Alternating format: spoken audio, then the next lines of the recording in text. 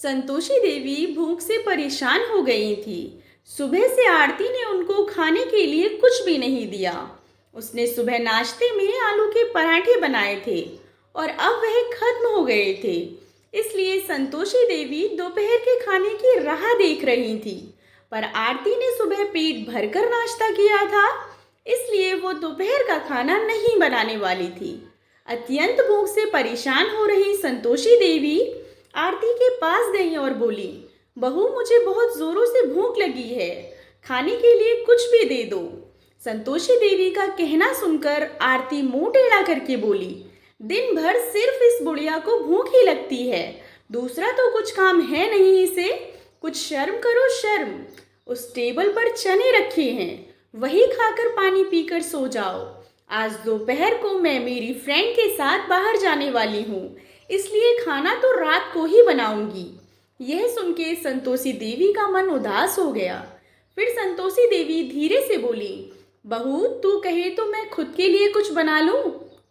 खबरदार जो किचन में जाने का भी सोचा। आरती गुस्से से बोली, एक व्यक्ति के लिए खाना बनाओगी और पूरी किचन गंदी कर दोगी। कुछ सोचकर आरती किचन में गई और उसने फ्रिज में रखे हुए बासी चावल निकाले और अचार के साथ वह चावल एक थाली में परोसकर संतोषी देवी के आगे रखकर बोली, ये लो खा लो। ऐसा कहकर पर्स लेकर आरती घर के बाहर चली गई। चावल फ्रिज में रखे थे तब भी वह खराब हो गए थे, उनसे गंदी बदबू आ रही थी। संतोषी देवी ने भी गुस्से से वह चावल डस्टबिन में डाल दिए। इसके बाद उसने दाल चावल निकालकर अपने लिए गरम गरम खिचड़ी पकाई और पुदीने की चटनी के साथ खाई और सब बर्तन घिसकर किचन साफ किया और सोचने लगी, बहू ने भले ही खाना पकाने से मना किया था, पर यह घर उसका भी है और वह खुद का खाना खुद बना सकती है। ऐसा सोचते हुए कुछ देर में उसे नींद आ गई। दूसरे दिन सुबह संतोषी देवी अपने रूम में बैठी थी। उतने में उसका बेटा रंजीत उधर आया और बोला, माँ आजकल महंगाई बहुत बढ़ गई है, मुझे घर का खर्च चलाना भी कठिन हो रहा है। ऊपर से पापा की 13वीं पर भी बहुत खर्च हुआ। माँ मैं सोच रहा था कि एक रूम किराए पर दिया जाए, घर का किराया आने पर घर खर्च में थोड़ी मदद होगी। संतोषी देवी बोली, बेटा तुझे जो ठीक लगे तू वही कर। उसके बाद रंजीत गला साफ करते हुए बोला, माँ तेरा रूम खाली कर दे और नीचे के छोटे रूम में शिफ्ट हो जा। उस छोटे रूम में टॉयलेट और बाथरूम नहीं है तो उसे किराए पर कोई लेगा नहीं। संतोषी देवी चौंक गई और बोली, वह कमरा छोटा है? अरे वो तो कबाड़ वाला कमरा है, मैं उधर रहूंगी, मुझे कितनी परेशानी होगी वहाँ, और मैं टॉयलेट बाथरूम कैसे जाऊंगी? रंजीत बोला, माँ तू आंगन के टॉयलेट में जाया कर, वैसे भी तू तो घर पर ही रहती है ना। जिसको हम रूम किराए पर देने वाले हैं उसको तो सारी सुख सुविधा तो देनी चाहिए ना, तभी तो पैसे ज़्यादा मिलेंगे। और वैसे भी यह रूम बहुत बड़ा है, पापा के जाने के बाद तुझे इतने बड़े रूम की क्या ज़रूरत है?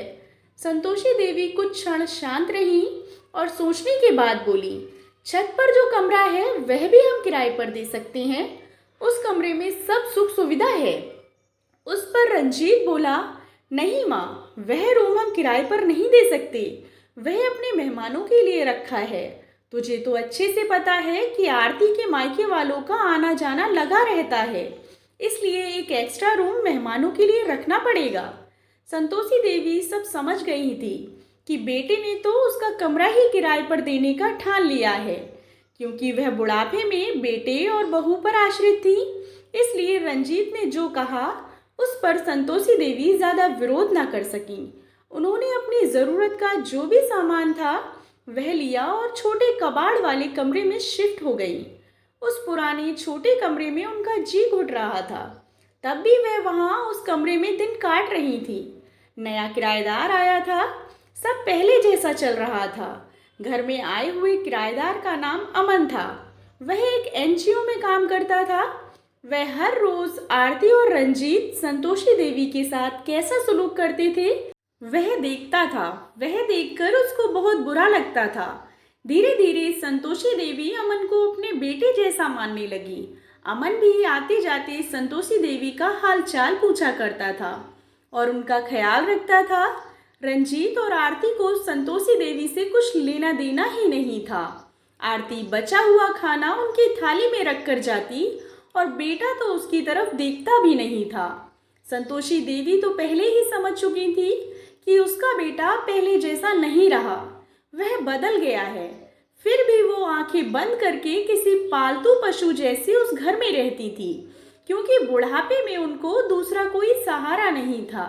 रोटी के 2 टुकड़ों के लिए उनको उनके सहारे रहना पड़ रहा था। कभी कभी संतोषी जी को बहुत रोना आता था।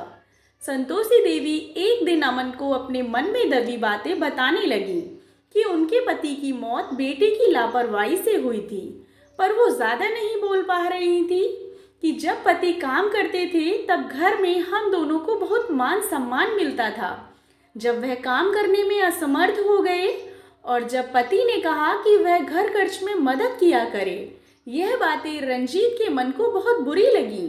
जब तक पति घर चला रहे थे, रंजीत अपने सब पैसे बचा लेता था, पर अब शर्म से और मजबूरी में उसको घर चलाना पड़ रहा था।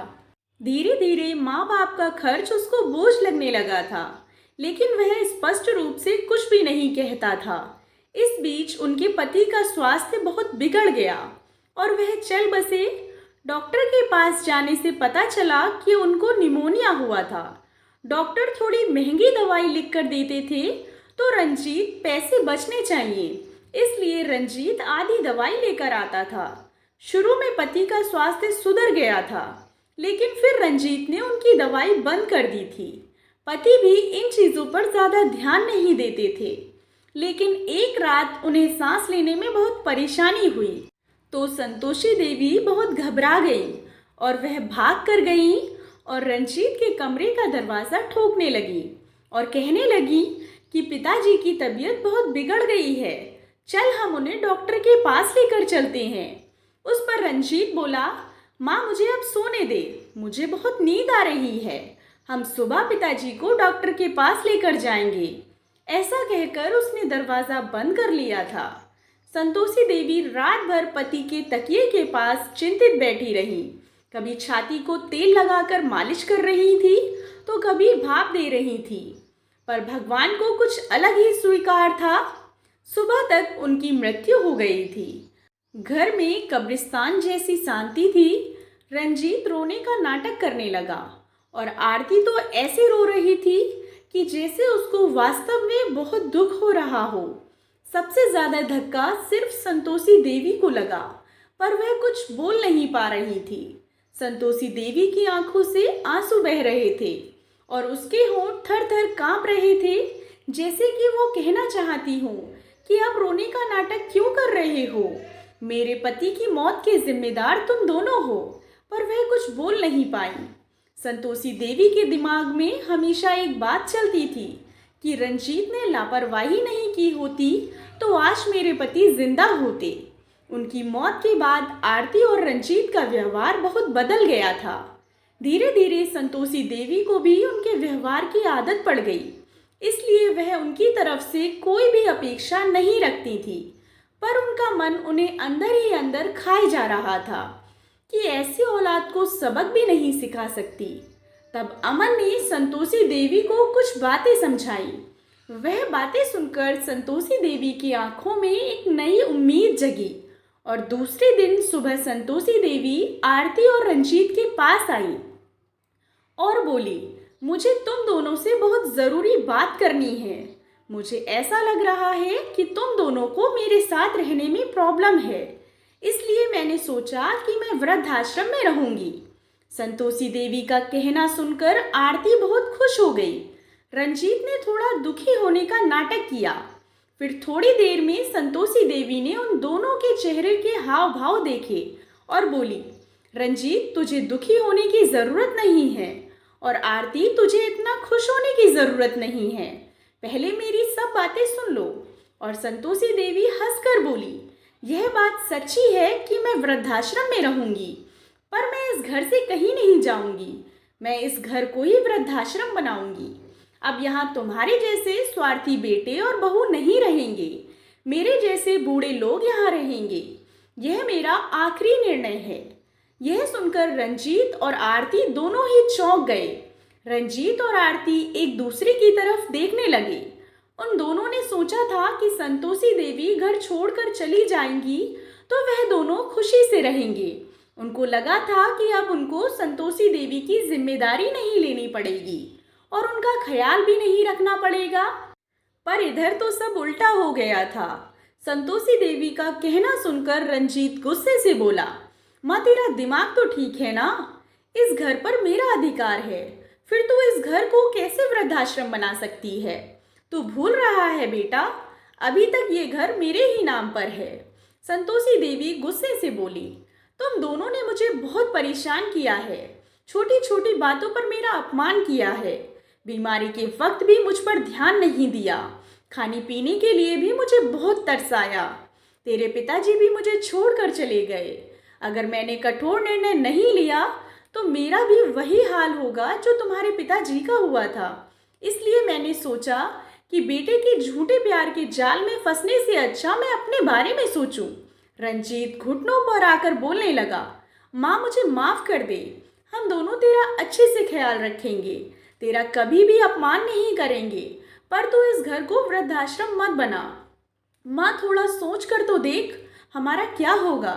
संतोषी देवी ऊंची आवाज में बोली, मैंने और तेरे पिताजी ने तुझे अच्छे संस्कार दिए थे, फिर भी तूने सिर्फ तेरे परिवार के बारे में ही सोचा, हमारे बारे में नहीं। फिर अब मैं तेरा कैसे सोचूं? तू तेरे परिवार का सोच, मेरी चिंता मत कर और जल्द से जल्द ये घर खाली कर दे, क्योंकि इस घर में अब अच्छे लोग रहने आ रहे हैं। इतना कहकर संतोषी देवी अपने रूम में चली गई। रंजीत और आरती शांत संतोषी देवी को जाते हुए देखते ही रह गए। संतोषी देवी ने अपने जैसे बूढ़े लोगों को उस घर में आश्रय दिया। अमन की मदद से वृद्धाश्रम अच्छे से चलने लगा। दोस्तों, आजकल के बच्चे बूढ़े माता पिता के साथ अनैतिक व्यवहार कर सकते हैं, तो बूढ़े माता पिता भी कठोर निर्णय ले सकते हैं। इसलिए जितना हो सके माता पिता की सेवा करें। आशा करती हूँ आपको कहानी पसंद आई होगी। कहानी पसंद आई हो तो चैनल को सब्सक्राइब करें और कहानी को लाइक एंड शेयर करें। कहानी के बारे में कमेंट कर अपनी राय ज़रूर दें। कहानी सुनने के लिए आप लोगों का बहुत बहुत धन्यवाद।